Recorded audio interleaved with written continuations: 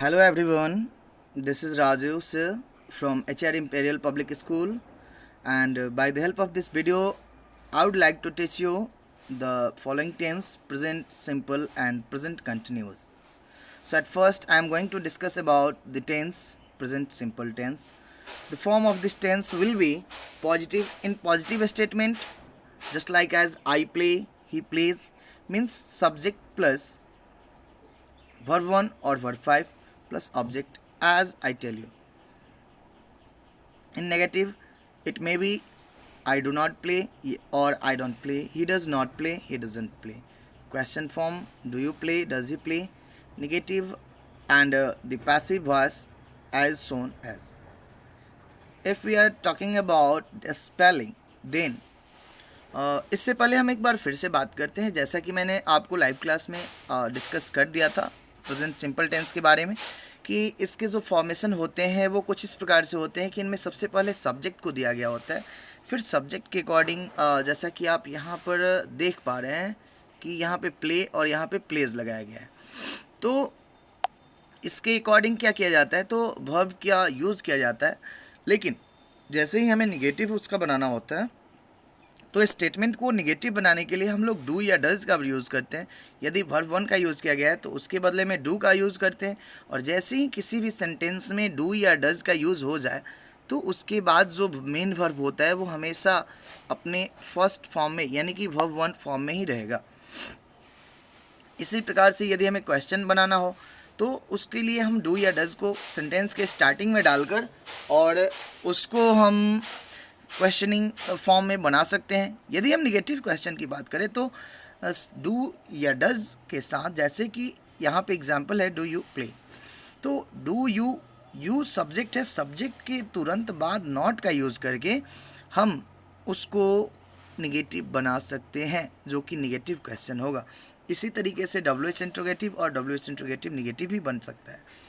यदि हम पैसिव की बात करें तो एक एग्जांपल मैंने यहाँ पे सबमिट किया हुआ है, आप देख सकते हो। The game is played, the letters are written. इसमें जो वर्ब होता है वो बेसिकली थर्ड फॉर्म में चला जाता है और इज एमआर का प्रयोग होता है। So if we are talking about spellings, then we only use S ending plays in the third person singular. Means third person के सिंगुलर नंबर के साथ ही हम जो वर्ब होता है उनके साथ एस या एस का यूज़ कर सकते हैं। यदि एस की बात करें तो we add S to the verbs that ends in double S, SH, CH, X and O, just like as misses, finishes, watches, mixes, goes, etc. यानी कि यदि कोई वर्ब जो एंड होता है डबल एस से, SH से, CH से, X से और O से, तो उसके साथ हम ES जोड़ सकते हैं। If the verbs ends in a consonant and Y, we changes Y into I and use in the ES ending, just like as carry, CARRY, carry, CARRY को हटाकर I लगाकर ES जोड़ देंगे। सेम ट्राई का भी होगा। But play, plays, because this verb ends with a vowel and Y, क्योंकि यहाँ इस सेंटेंस में जो वर्ब है वो Y से एंड हो रहा है, लेकिन Y के पहले वॉवेल है, इसलिए इसके साथ केवल S लगाएंगे।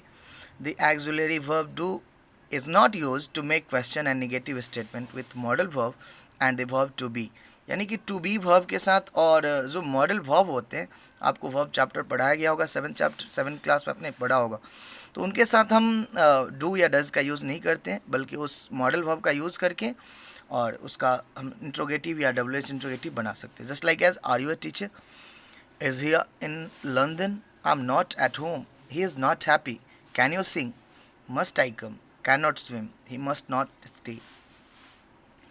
अगर हम आगे की बात करें, if the WH pronoun introducing the question who which is the subject of the question, we do not use the auxiliary verb do.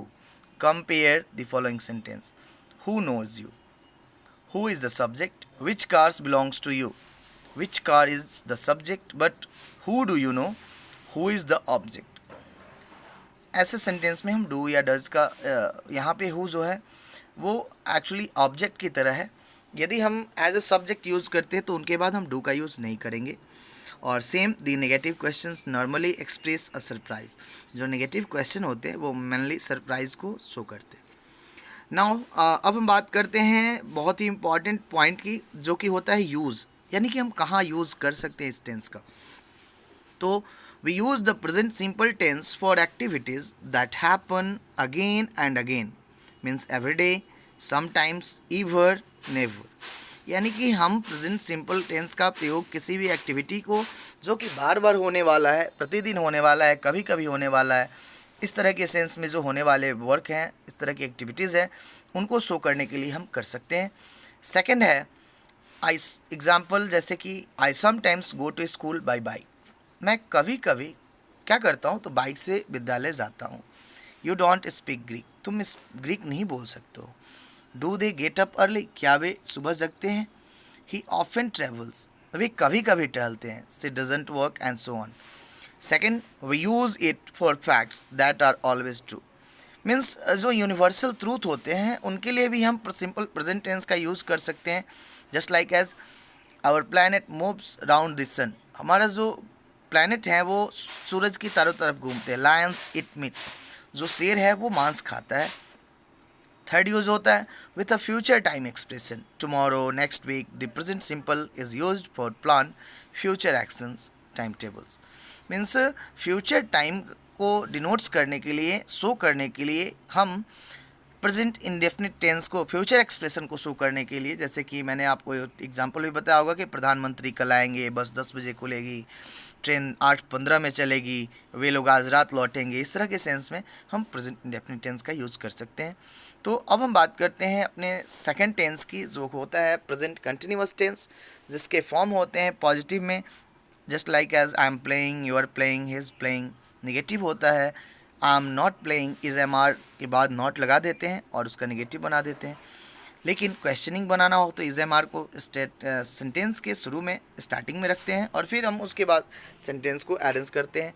उसी प्रकार से इज एम आर को स्टार्टिंग में रखकर सब्जेक्ट के तुरंत बाद नॉट का यूज़ करके हम उनका निगेटिव भी बना सकते हैं, एंड सो ऑन। हम डब्ल्यू एच इंट्रोगेटिव और डब्ल्यू एच इंट्रोगेटिव निगेटिव का भी यूज़ कर सकते हैं।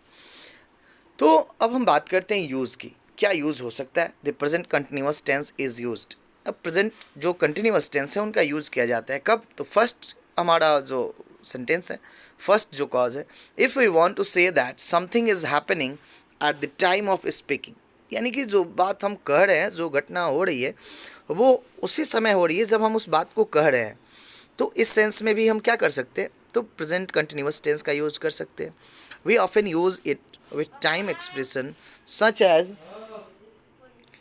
as now or at the moment, यानी कि हम उस समय को भी एक्सप्रेस करने के लिए जो कि अभी या तभी के सेंस में हो, उसके लिए भी हम प्रेजेंट कंटिन्यूअस टेंस का यूज़ कर सकते हैं।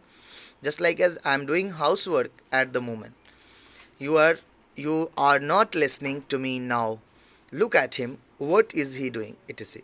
सेकेंड जो यूज़ होता है for temporary activities that are true now but maybe not happening at the time of speaking, time expressions such as today, this week or these days are typical of this use.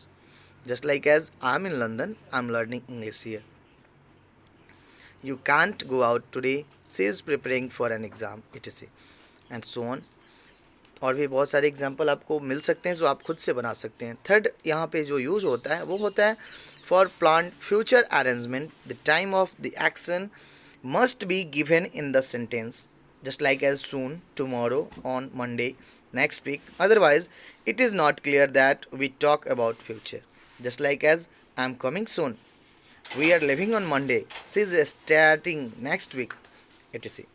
The fourth use will be with always to express the idea that something happens too often and it annoys the speaker. Just like as example, I am always forgetting my keys. He is always smoking in the living room, etc.